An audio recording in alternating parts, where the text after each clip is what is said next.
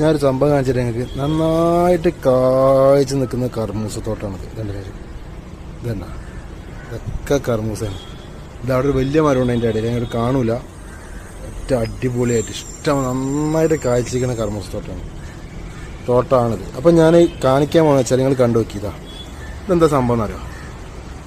ഈ പരപ്പനങ്ങാടിയിലെ, അതായത് ഏതൊക്കെ മൊബൈലുകൾ നമ്മൾ കേരളത്തിലുണ്ടോ എല്ലാ സിമ്മും വർക്ക് ചെയ്യുന്നത് ഒരു ടവറാണിത്.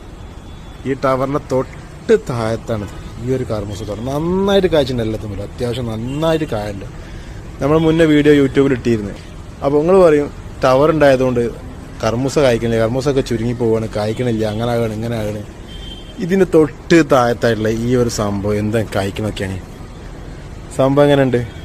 അപ്പോൾ അതാ പറഞ്ഞത്, എവിടെ ഉണ്ടാക്കിയാലും കായ്ക്കണോ കായ്ച്ചോളൂ, ഉണ്ടാക്കിയാൽ ഉണ്ടാവും. വളം കൊടുത്താൽ അത് റെഡി ആയിക്കോളും. കണ്ടില്ലേ, നാടൻ വളം കൊടുത്ത് ഉണ്ടാക്കണം. ഇതിന് മുന്നേ ഫുൾ വീഡിയോ ഞാൻ എൻ്റെ യൂട്യൂബ് ചാനലുണ്ട്, പോയിട്ട് കാണാം കേട്ടോ. സംഭവം വേറെ ലെവല്, എല്ലാം കായ്ച്ചിട്ടുണ്ട് കേട്ടോ.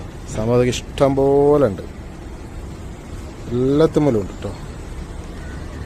ഓ സെറ്റല്ല.